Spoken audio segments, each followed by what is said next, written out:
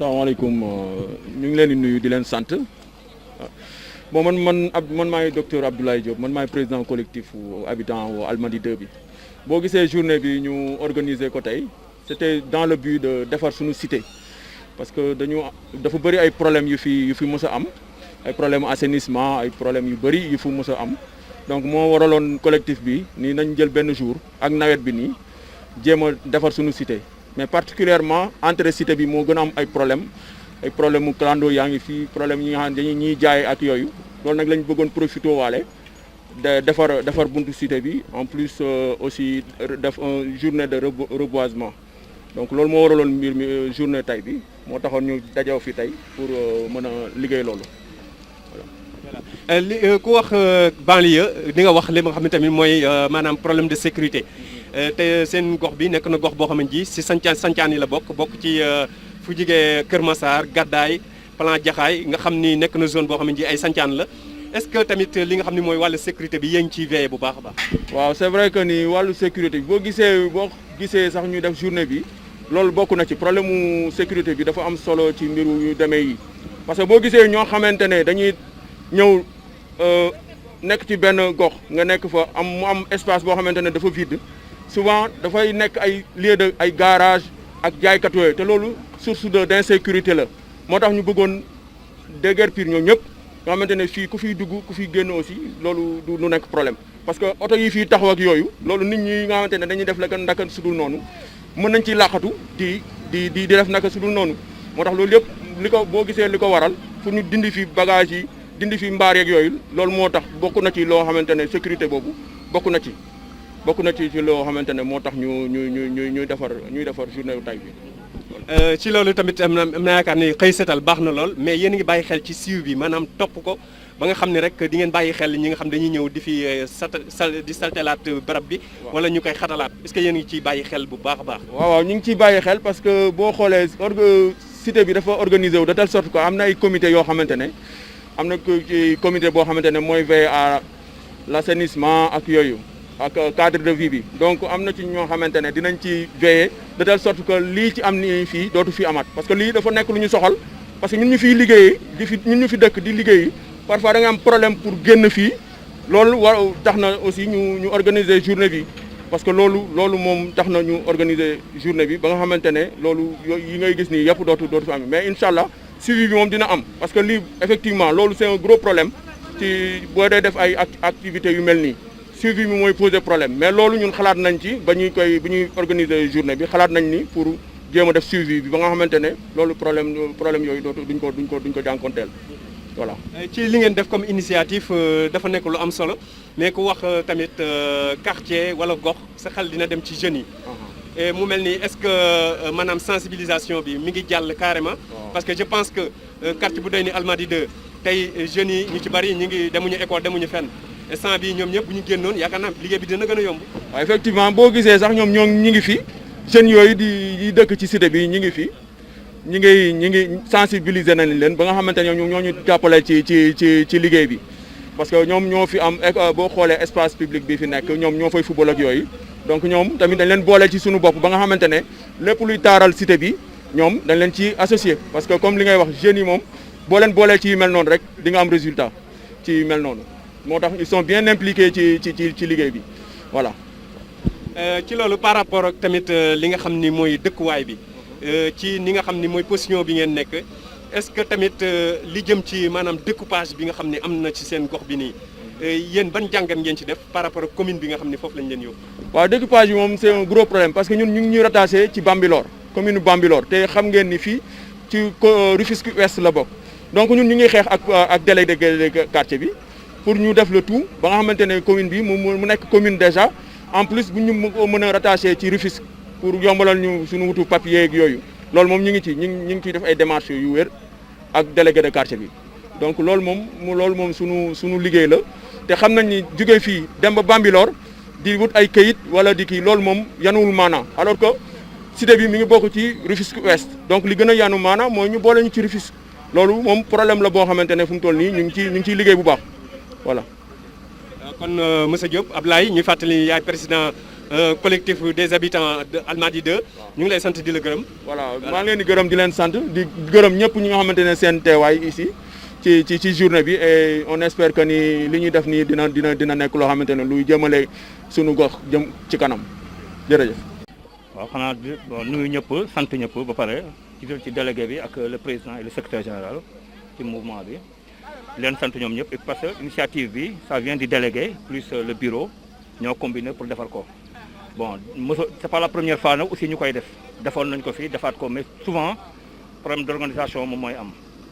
parce que xam nga fii cité bi y a que des cadres ñoo fi nekk dañuy xëy dem ñëwaat ainsi de suite lu bare duñu am temps boobu mais présentement dañu bëgg defar une nouvelle réorganisation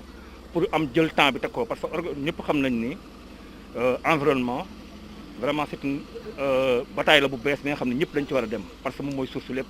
surtout période bi ñu nekk période pandémie bi ñëpp xam nañ ko foofu la ñu dugg ci nawet plus les grippes ak yooyu c'est puis suñu ay doom ñoo fi nekk donc dañu bëgg rek xeexuñu mais dañuy xeexal environnement bi il faut que gars yi xam loolu parce que aussi fii entrée la ñëpp gis nañ ko vitrine la donc foog fii defar ba pare ñu soog a mën defar àggale ci biir donc moo tax c'est une bonne initiative et puis ñu xam ne aussi ñun nous sommes des légalistes du ñu def ci lu yoon lépp dañ koy def fii ci cadre yoon lañ koy teg defar ko je crois que rien n'y s'oppose ñi nga xam dañu léegi anarchique la ñu bëgg mu dëñ donc sur ce moo tax ñu essayé initier lii gis nga déjà nuñ ko def xale yeeg yëpp mobilisé wu nañu affaire yooyu jigéen ñeeg tout le monde dañu bëgg vraiment lii mu am suivi parce que lii c'est le premier acte mais duñ ko bàyyi parce que dañuy bëgg chaque au moins 15 jours ñu ñëwaat encore pour topp suivi bi délégué li wax na léegi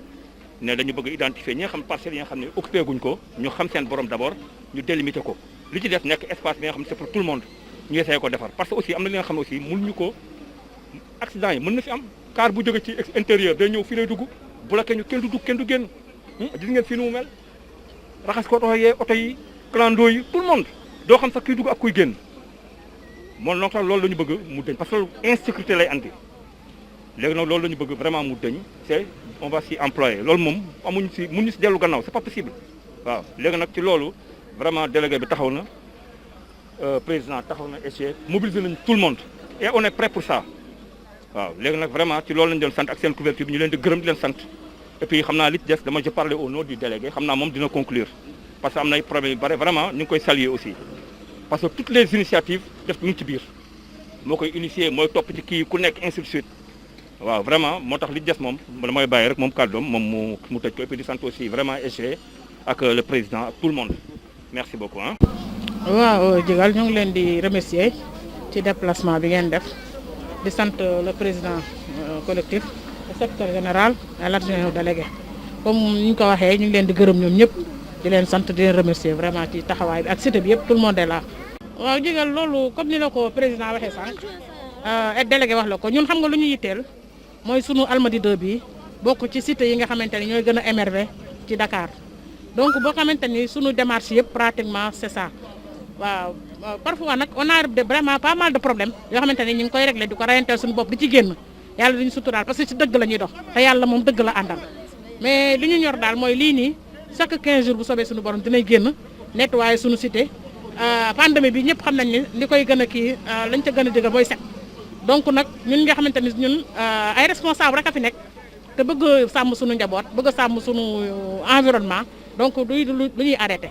chaque 15 jours bu soobee suñu borom fas yéene nañu génn nettoyer suñu cité ba mu set bu ñu paree ci biir la ñuy dugg dem ci école yi dem ci mosquée yi defar yëpp ba nga xamante ni cité Almadies 2 daal non sans déchet moom la ñu bëgg a def incha allah. ci loolu initiative boo xamante ni ji am na solo ci dëkkuwaay est-ce que ñi nga xam ni ñooy autorité de la localité à savoir le premier magistrat de votre commune muy commune bu Mbambilor monsieur Ndiagne Diop est-ce que mi ngi siy dugal loxoom si ni ngeen defee quartier bi nii. waaw kooku nag dama ne woon sax dootuma waxati waxam parce que ñun vraiment yàlla def na maam Almadies 2 foofu la bokk mais su ma continuer di wax ci moom day mel ni acharnement te fekk tel n'est pas le cas yàlla moo ko nattoo moom mu bàyyi Almadies 2 en rade mais heureusement que fii ñu am fulla ñu am fayda personnalité gëm seen bopp nekk fii ba lu mu mënoon a def rek ñun mën nañu ko defal suñu bopp donc ñu ngi ci combat bi xaaruñu ko ci dara buñ ci fekk see ñu ngi ci buñ ci fekk siwul ñu ngi ci donc on fait le maximum possible ànd ceeg di remercier aussi le commissaire de Jaxaay kenn ko amuñu fayam le commandant brigade bu Sangalkam amuñu fayam le préfet le sous-préfet lu ñu nekk ñoom ñetti ñooñu ñu ngi ci ak ñun bàyyiwuñ ñu benn yoon fu ma leen wooyee ba 2 heures du matin dañ may wuyu lu ma bëgg ña nga ca kon donc ñun suñu xel dal na vraiment ñoo ngi si ak kilifa yi ne cité bi yëpp ñu leen di sant jigéen ñaa ngi kii mooy président soppee na bi dañ fi am daayira bu mag kii mooy trésorière bi nga gis ni Almadies 2 ñun ñoo bokk ndey ñoo bokk baay loolu moo ñu may doole kenn mënul si ñun lu ñaari dërëm li ñu gëm daal mooy fulla ak fayda liggéey suñu cité kuñ ciy fekk ñu ci kuñ ci fekk ñoo ngi ci. loolu yaakaar naa ne kàddu yu am solo la jëmee ko ci rek leeral si ni cité Almadies 2 di doxee mais dafa am laaj boo xamante ni ji moom la ñuy tëjee jëmee ko ci li nga xam ne rek mooy maanaam seen commune bi fi mu féete ak yéen seen quartier bi fi mu nekkee ci découpage administratif acte 3 bi dafa mel ni dafa leen impacté loolu ban xalaat nga ci am. waaw loolu man xam nga j'ai fait pas mal de plateau ñu ngi koy jooy fépp le président ministre des collectivités locales Omar Gueye yëg na ko parce que moom mooy maire Sangalkam comme ni la ko président waxee sànq on a mis pas mal de courrier fu ne courrier dem na fa mais comme ñun sax Mamilor nga ñu boole comme kooku dañoo lijjantiwul buñ ñu boole woon OS fu ñu mën a boole xam nga ñun lu ñu si ñor comme fa ñuy dépendre nañu tal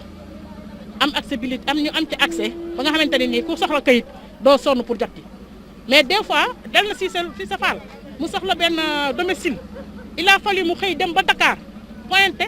jëlaat péage bi demaat ba Mamilor doo ko dellu bureau xam nga loolu c'est fatigant loolu la ñëpp di dund nag de ce fait que il faut vraiment que ñu ngi àpp def interpeller le ministre des collectivités Omar Gueye mu ñëw xool nan la lijjantee fii parce que aussi découpage boobu c'est à revoir ma Almadies 2 jóge Almadies 2 dem ba Bambilor Kër Ndiaye loo nekk fi Kounoune nekk fi Sangalkam nekk fi loolu moom président Macky Sall sa war ko def seetaan donc ñu ngi koy dox. loolu yaakaar naa ni laaj bi ñuy terminer rek day jëm ci li nga xam ne maanaam mooy jiit bi nga jiite fii nekk fi comme délégué de quartier comment ça s'est passé est-ce que nekkoon na lu facile wala dañ ko jël par les autorités wala waa quartier bi ñoo la doyloo fal la. non loolu ñun xam nga Côte ñun amuñu ku ñu lijjanti benn maire waa quartier bi ñoo bañ depuis que nous sommes là depuis 2016 ñun ñoo jëlandoo suñu initiative dem assemblée générale ñoom ñëpp àndandoo amul sax ku taxaw opposé wu fal ma délégué de quartier bañ na ko defee tamit jour boobu laa sol sama mbubu ma ne comme jox nañ ma ko kon damay xam ne nag yàlla moo ma ko sas dinaa ci jaamu yàlla nag ba lu ma ci yàlla jox ma jël ñuy xar suñu tànk tubéy ànd ceeg adjoint yi ànd ceeg président ànd ceeg secrétaire général ñëpp ci ne soppee na bi première conférence bi présidente bi def fii loolu tuune mënu ko donc ñun loolu mooy suñu cité dañ koy émerger di ko defal suñu bopp xaaruñu kenn kuñ ci fekk nag ñu ngi ci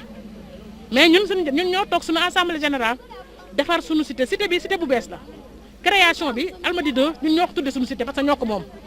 ci création boobu affaire yi mi ngi ministre de l'intérieur parce que c'est des moom ay lébu gi ak cité gendarmerie yooyu yëpp ñu ay création yu bees la mais loolu liggéeyu Omar Gueye la donc moom dafa jot mu jóg ak local yi di ñëw et tout ku nekk mu wax la yow foo féete ku ne xam foo féete c'est important j'espère que sama message bi dina jot te réagir ci le plus rapidement possible merci